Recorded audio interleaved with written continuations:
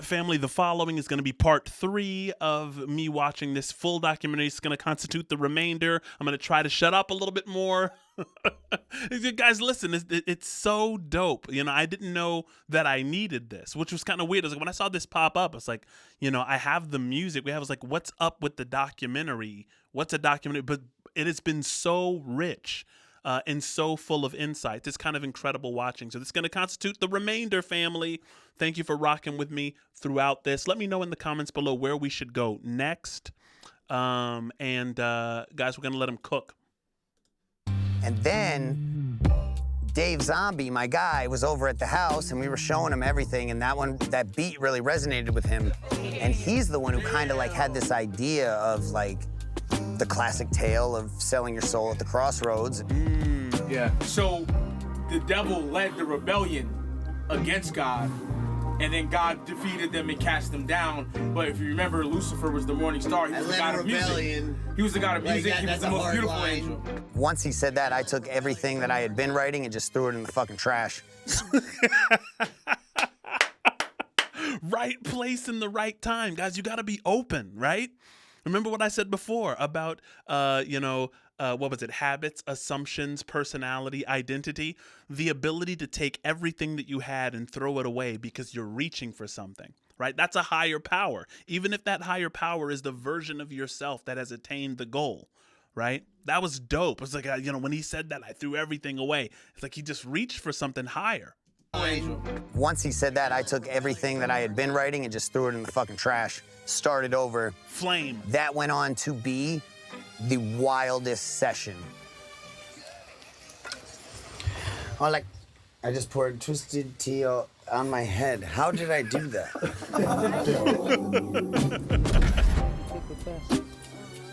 It was like nothing I've ever fully experienced. You feel like you're tapped into something else that's like transmitting you this data.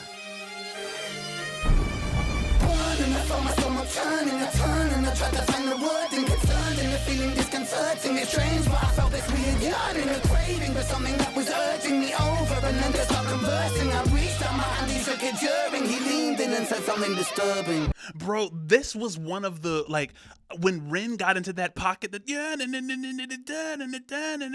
bro, like, I'm telling you, man, there was something freaky and weird going on in the booth during this time. And I'm glad we get the behind the scenes peek, because even what the guitar is doing, it reminds me of Carol of the Bells. You still is like, this is there's something kind of extraordinary occurring there.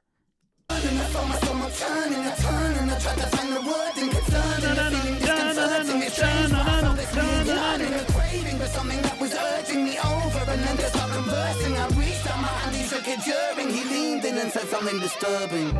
Being able to play the two archetypes in that story was really cool, and having his take on being the salesman, the Lucifer character at the crossroads, and there was a lot of synergy in the room and a lot of like excitement in the room when we wrote that, and it just came together so well. My ideas were too big and he was jealous of me. That's why he kicked me out. The devil is jealous of you being like God's new favorite, so he wants to damn you. Yeah. Because he wants to give you like some type of bullshit deal to damn your soul because he's jealous of you. And then what? He was the favorite. He was but then maybe like your whole narrative can be like, but he was jealous of me. That's why he needed me gone, because my idea. Bro, like, I'm telling you, man, it would have been so easy. It's like there's a very delicate thing happening in the studio, especially when you get multiple bodies. I don't know how many sessions I've had where it's been more than like 3 or 4 people, but when you get a lot of people around an idea, sometimes there'll be somebody who's just like, they're a little bit too interested in their own idea. They're kind of assuming the teacher role and assuming everyone else has the student role. And, something we talk about at Wisdom School at the Hilliard Library here is assuming and assigning identities. Sometimes you have to assign yourself the identity of student. I mean, it's like, and how can you get the insight? If Chris Webby wasn't willing to make himself a student in the midst of somebody in the studio who happened to know the story of Lucifer, right? But then other times, other people have to say, okay, well, it's my turn to assume the student role so that I can learn and be inspired by others. This kind of this reciprocal process. You know, and I love that everybody is in there cooperating, you know, and not immediately becoming, you know, arrogant or combative. Ideas were too big and they were too good. Right. Correct. So Morning Sun is a fire one though. I was the favourite back where I'm from. I was God's something. I was the morning sun. And he ended with I was the morning sun. Yeah. And then something about like, I got cast down, you know, still out, like, 'cause I What's so crazy, bro, is that the beat in the background is already saying it. That's the scary thing. It's like, guys, leave it in the comments below. Correspond with me down there. Do you get what I mean? It's like they're trying to tease something out, and there is this alien entity called the beat, right? That's already speaking. Right? It's not speaking in English. It's not giving ideas. It is the truth that the song is about. And their job is to resonate with that and to cause that to pull out of them what's necessary for the art. was the favorite, like, back where I'm from. Yes. I was the favorite. The morning sun. That's fire. We needed a little Janis Joplin moment. We need that. Let's rip it up, Webb. Rip them vocal cords to motherfucking shreds. I still remember that where I was from. I can't handle it.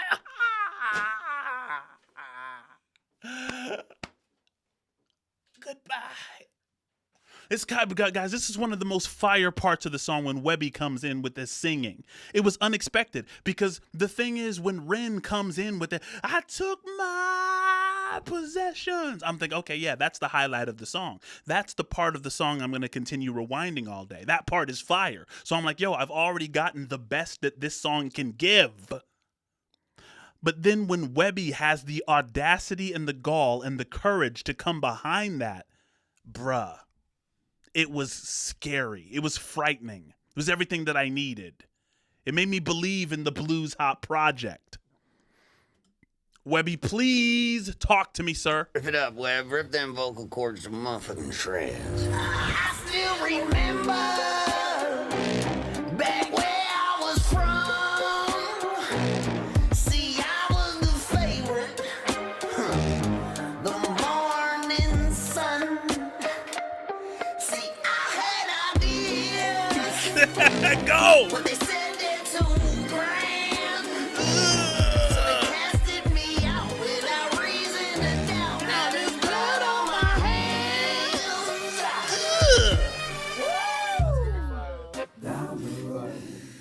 Bro, listen, I need a blues album from Webby. I said I need it. Damn, that's fire. My fucking God.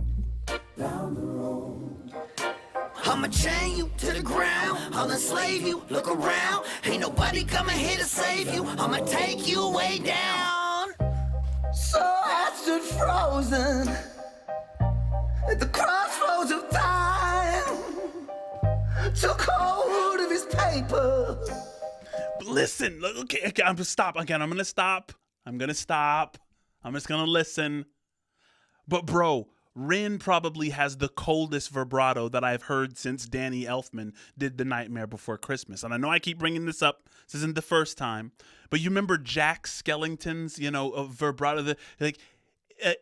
Ren's vibrato rings out and it just has so much history and pain in it, right? It's almost like he has the capacity to channel, a 200-year-old soul.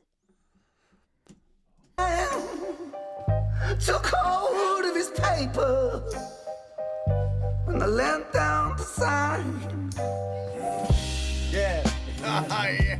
Yeah, that's right.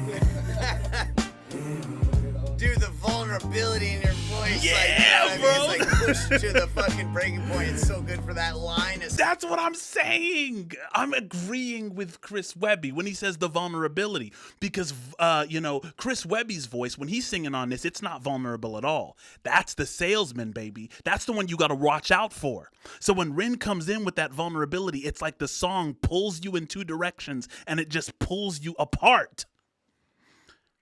Guys, it couldn't have been done by any other pairing. It's cool. Yeah, Down the Road's probably my favorite. I'm not gonna sit here and lie. What would be the point? Today we'll be laying to rest 2 good fish.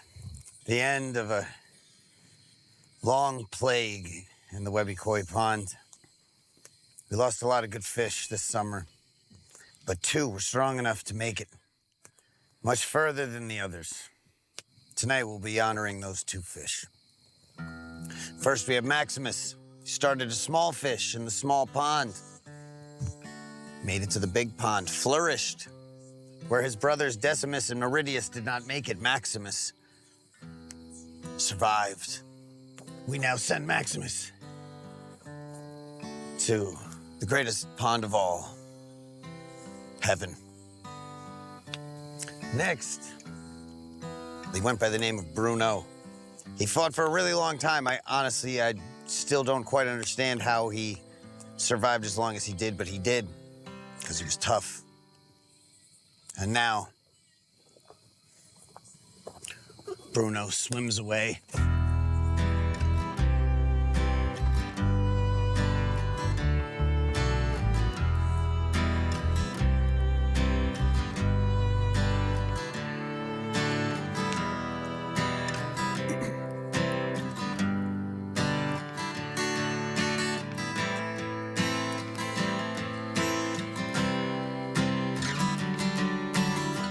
It's really hot in this blazer, man.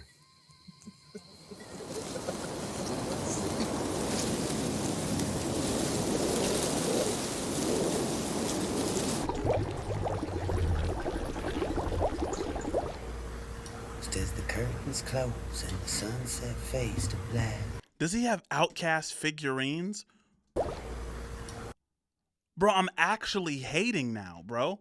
Like, I tried to, like, keep the haterishness at bay when I saw Chris Webby's house, and I was like, and then I saw him, like, on the, like, lawnmower that he drives around, and, like, the haterishness went up a little bit, you know, because the haterish and the jealousy, you know, and then I saw them in the booth together kind of creatively, you know what I'm saying, doing this thing, and then I heard him sing on Down the Road, and then the haterish kind of, I thought it had reached a peak, and then now he has an Outcast figurines.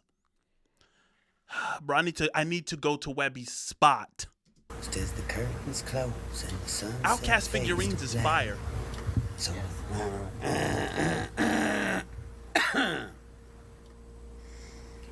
raise a toast as the curtains close and the sunset fades to black. So the story goes, we all walk with ghosts, no one-way tickets back. The casualties of our memories that slip right through the cracks. All the inside jokes and the times we spoke will stay frozen in the past. You gotta hold on to the little things, but you gotta let go just a little bit. I guess we'll never know what tomorrow brings, but just know you're not alone in the thick of it. I know it feels cold when the casket's closed. Stories untold on a headstone. For those who grow old, it'll fly by in the blink of an eye. One of the things that I really loved about this song is that instead of providing like the clear-cut answer, it kind of leans on that phrase, you're not alone in the midst of it. Because sometimes that's all that the musician is there to give. It's just the understanding that you're not going through this alone. Because that's what turns pain into suffering, right? Human beings have this capacity of thinking, why me? Why not someone else? Why is this person getting away with it? And I'm the person who, you know, gets all of the consequences visited upon me, right? So I don't know. For some reason that was the phrase that stuck with me. You know, with that song, it's like you're not going through it alone, type of thing. We'll have a hell of a time. Know that we'll have the time of our lives.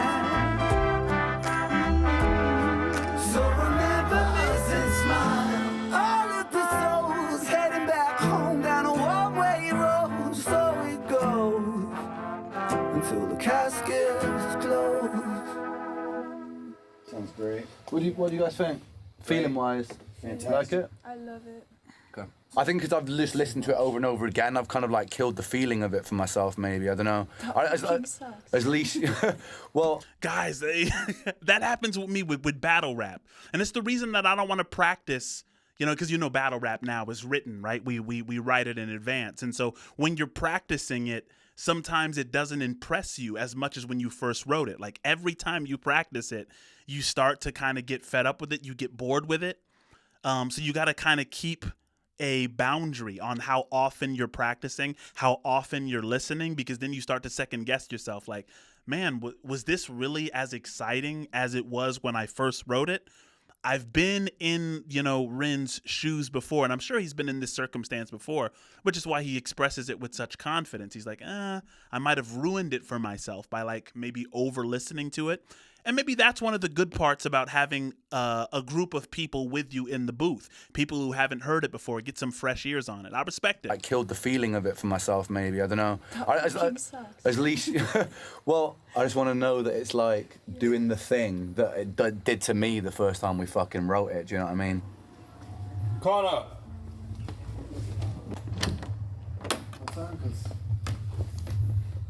Is it my time, cuz? It's your time to shine, G. Jesus, brother.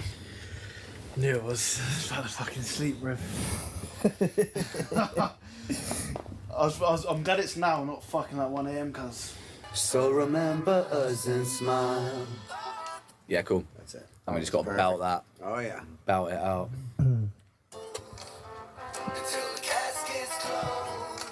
We'll have a hell of a time. Hold up, I fucked Yeah, me too.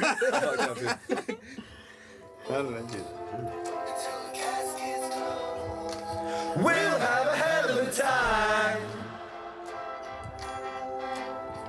Know that we'll have the time of our lives. So remember us and smile. I was missing you in that one, Kai. Come on. Come on. Until the casket's closed, we'll have a hell of a time. Know that we'll have the time of our lives. So remember us and smile. You getting in this, JP, or what? Let's do it here. Come on, G. We'll have a hell of a time. Know that we'll have the time of our lives.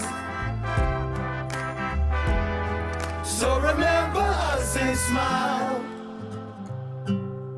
Webby is such a fucking interesting artist, and I've spoken to him a lot, and I know that a lot of where he comes from is from such a place of like considerate care and so much like attention to detail in the care. When he thinks that something that I've done is maybe a little bit like that I could try a bit harder, maybe a little bit lazy in a lyric, he'll just pull me up on it, and it really inspired me to go a little bit further as well. And even if it's going to take double the amount of time, he will stay there until he really gets it right. And I've got a lot of love for that man, and he's so fucking talented, bro. And I really don't say that lightly, mate. Really don't say that lightly. I think this collaboration for a lot of people was really unexpected. I think because of the perceived difference in political opinions and stuff like that, particularly. I think that... Yeah, baby. Is he going to get into this? Let's talk about it. I really wanted to show an example, right, of something that I really stand on, is that we need to stop alienating and making us versus them and the other and this because of a difference in opinion on certain things. It's just really important that we find threads of commonality and avoid this world turning into a fucking madhouse, complete madhouse. And yeah, I hope that when people listen to this album, that's what they feel. They feel unity, they feel togetherness, and they feel something that's created just for the love of music and for the sake of music, man. Did we do caskets today? Yeah. Yeah, we spent fucking ages as well. Quite a long time. Wow.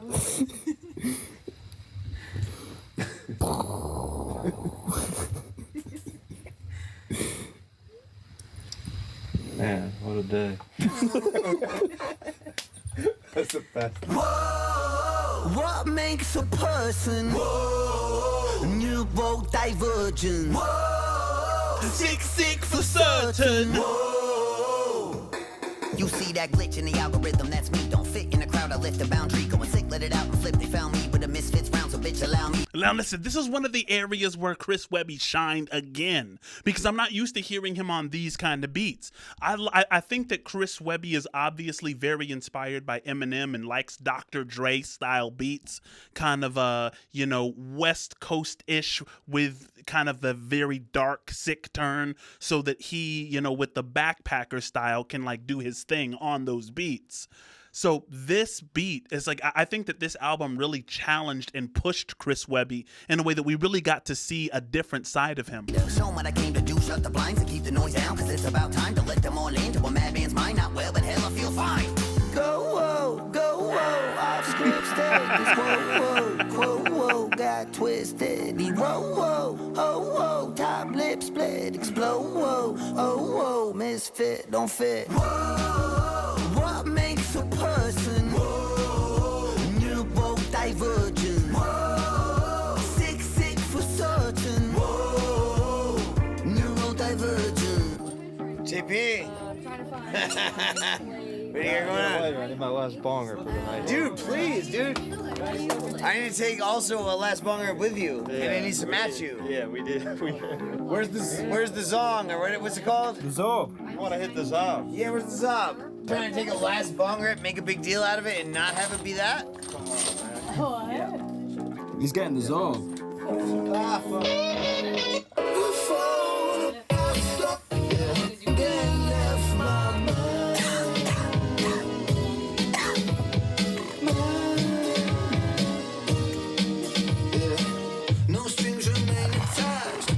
Why would you do that second one, bro? Because like when I'm heaving like that, bro, and you kind of get that weird feeling, like that woo, woo, woo, woo, woo, I want to plateau first, but he just like, he's like, bro, are you for reals? Chill out. I lost so many strings, but won the thing that lovers lose. A world in technicolor, my palette black and blue. I'm painting bruises on the target that I made it.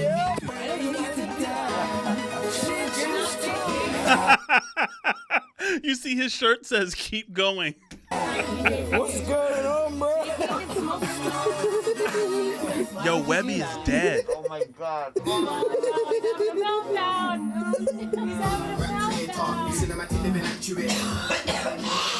Oh God. Hey!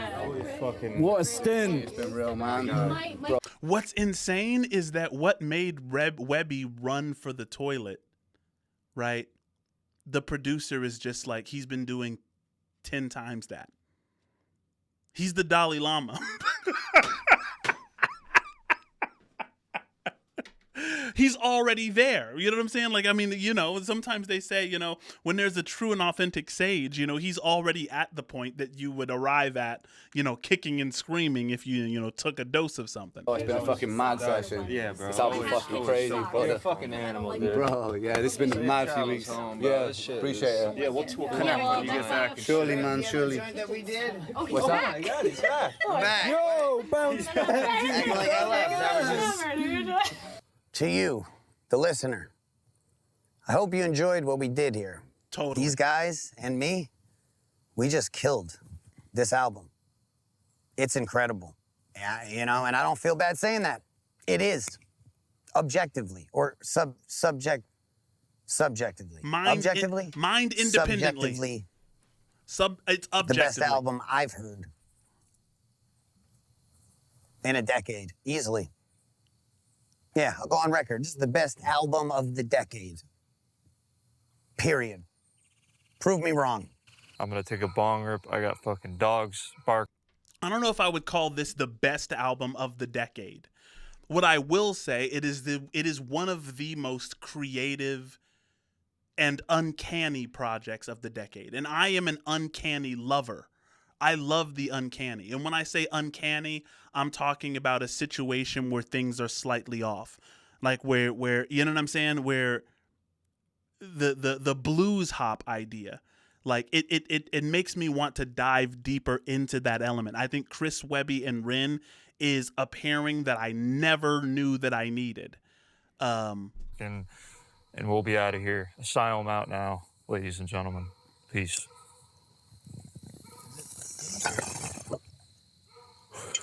Inpatient asylum. I'm out of here.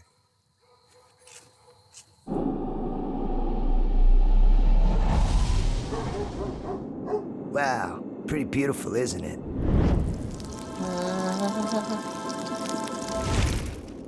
I'm going to be completely honest with you, Webb. I can't see very much right now. I told you not to look at it. I just couldn't resist myself. Wait, what's happening?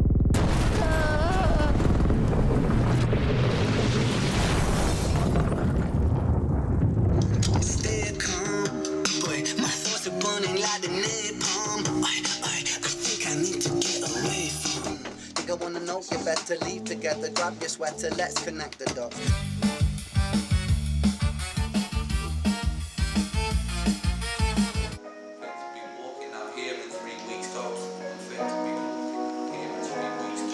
Sure you want to go out there and move?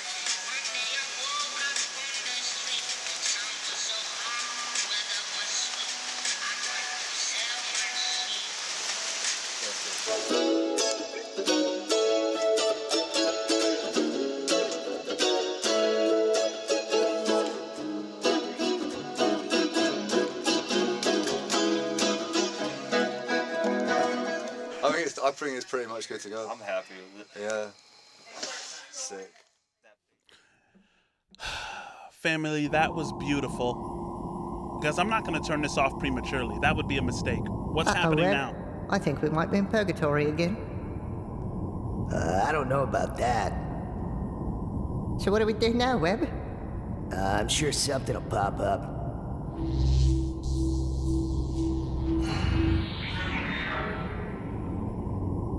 See? I told you. Oh, no, Webb. I won't just jump right in every hole you see. Don't be such a pussy. Sick. Bye!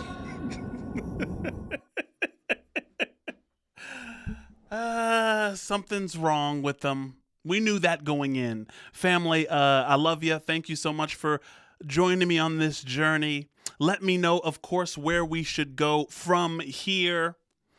Let me know, obviously, what your favorite song is on the album. Mine is going to be Down the Road, I think. I got to listen to it again. I got to listen to the whole thing again. Should we do a listen through of the entire album now that the entire album is upon us? Love you, family. Like, comment, share, subscribe. Hype the video if that option is available. Join us in the Patreon. And until next time, stay balanced, fam.